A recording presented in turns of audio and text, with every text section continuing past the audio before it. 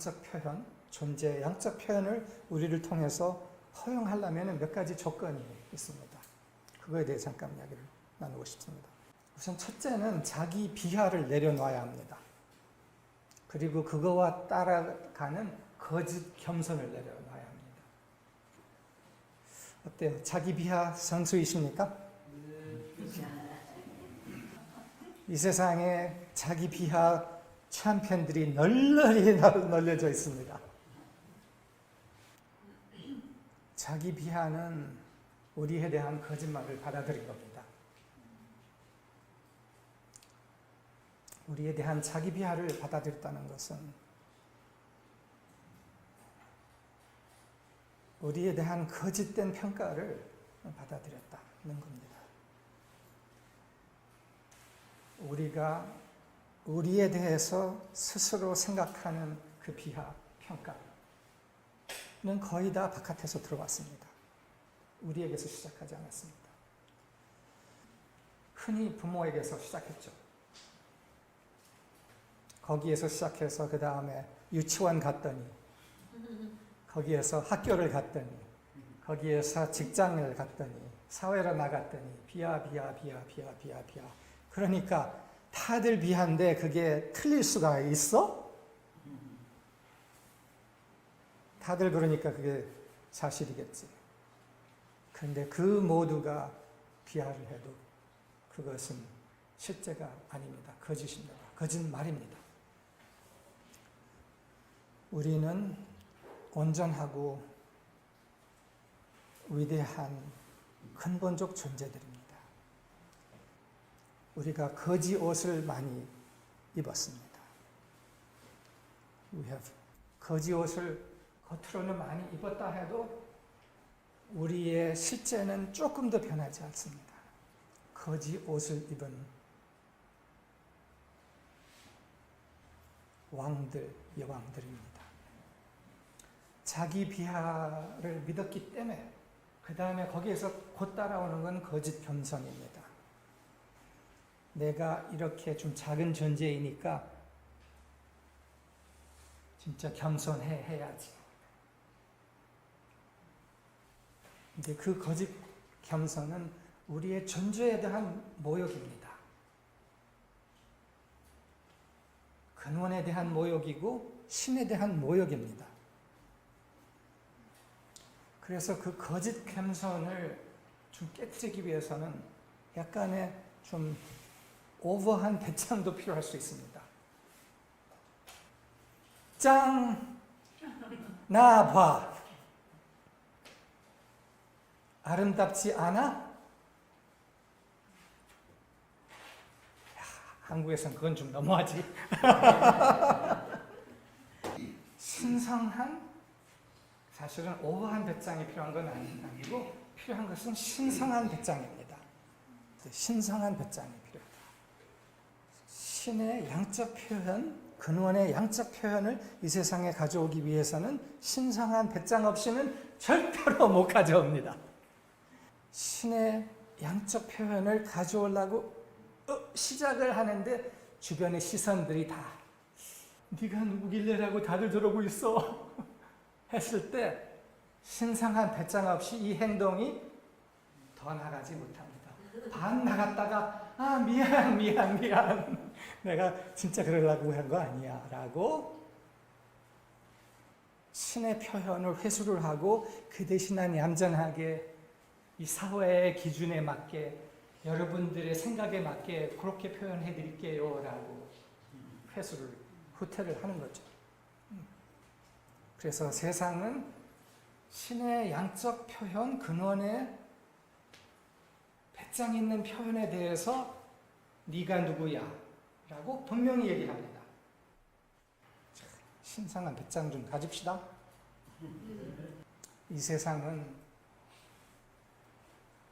누구들의 이익을 위해서 사람들을 종으로, 노예로 쇠뇌해 왔습니다.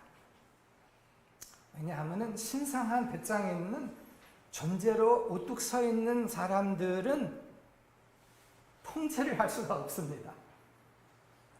그렇기 때문에 수치심을 심고 종의식, 노예의식을 심어 놓을 때 그 사람들을 통제하기가 쉽기 때문에 역사적으로 권력자들은 그렇게 사회화, 교육화, 세뇌화를 해왔습니다. 광화문 광장에서 우리가 얼마 전에 봤죠. 신성한 배짱의 어떤 작은 편이라고 할 수 있지 않을까요? 촛불 시위. 그리고 그걸 세계를 놀랍게 했어요. 노예의식이 아닌 주인의식의 존재의 표현. 신의 양적 표현을 위해서는 자기 비하, 거짓 겸손 내려놔야 하고 신성한 배짱을 자리에 온전히 서야 한다. 이게 우선 첫째 조건이라고 표현하셨어요. 수치심이 없는 존재가 된다. 수치심이 없는 존재라는 것은 허상을 부리는, 허세를 부리는, 때로는 수치심을 많이 느끼면서 그것을 극복하기 위해서 허세를 사람들이 부립니다. 근데 그것은 수치심을 전제를 하는 겁니다. 그래서 참으로 수치심이 없는 것은 허세가 없는 겁니다. 허세가 필요 없습니다. 또 한 가지 약간 더 깊은 거 그리고 약간 더 어려운 거를 얘기하겠습니다. 이거는 이 둘째 조건은 보이는 현상과 세상을 가볍게 봐야 한다는 겁니다. 가볍게 그리고 제대로 본다. 그래서 현상의 세상을 가볍게 본다.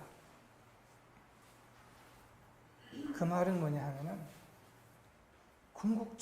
우리는 궁극적으로 현상에 묶여있는 존재들이 아닙니다. 현상에 묶여있는 존재들이 아닙니다. 그 말은 뭐냐면은 우리는 현상의 세상에 기능하기 위해서 잠시 이 우리의 몸, 이 지구복을 빌려서 입어서 이 현상 안에 존재하지만 우리는 우리의 몸, 이 지구복이 아니라 그 너머의 존재이기 때문에 우리는 이 몸과 이 현상에 국한되어 있는 존재가 아니라는 겁니다. 영어로는 페노메나의 반대 단어는 누메나예요. 페노메나는 현상이고 보이는 것이고 누메나는 안 보이는 것이며 사전에 찾아봤더니 뭐 실령, 뭐 창조력, 뭐 등등 뭐 여러 가지가 나오는데 하여튼 누메나는 우리의 존재성을 얘기하는 겁니다. 시간과 공간 너머의 존재성이며 신성을 얘기를 하는 겁니다. 우리는 누메나입니다. 페노메나를 입고 있는 누메나입니다. 그런데 우리의 주인은 거의 다 페노메나에 가 있습니다. 현상에 가 있습니다. 제 조카가 22살인가에 중요한 경험을 했습니다. 그것은 현상을 좀 벗어나는 경험을 한 겁니다. 그게 뭐였냐 하면은 멕시코에서 바다에서 수영하다가 이게 뭐지? 조류가 나가고 있는 거를 모르는 채 수영하다가 다시 돌아오려고 하니까 조류를 거슬러서 돌아오지를 못하는구나를 알아차리면서 지쳐가면서 벼랑간 한순간에 자기 몸을 이탈을 해서 하늘 높은 곳에서 저 밑에 자기 몸이 보였대요. 현상에 보인 거야. 묘하지. 그러면 이게 누가 보고 있어? 이 현상을, 자기 몸과 이 현상 세계를 저 위에서 바라보고 있는 자기를 경험을 한 거야. 그러고서 그 경험 후에 내가 생각했던 내가 생각했던 세상이 실제가 아니구나. 그 너머서의 무엇이 있구나를 경험한 겁니다.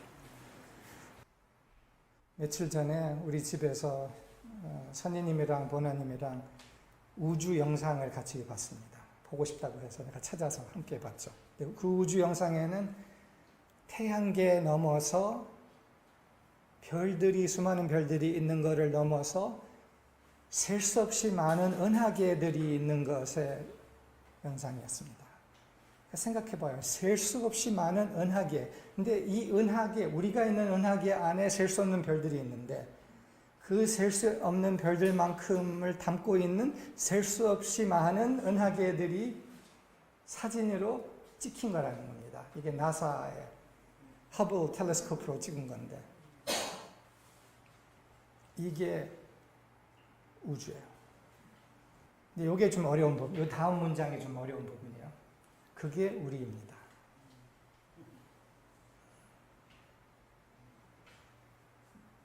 요게 우리가 아니라 그게 우리입니다.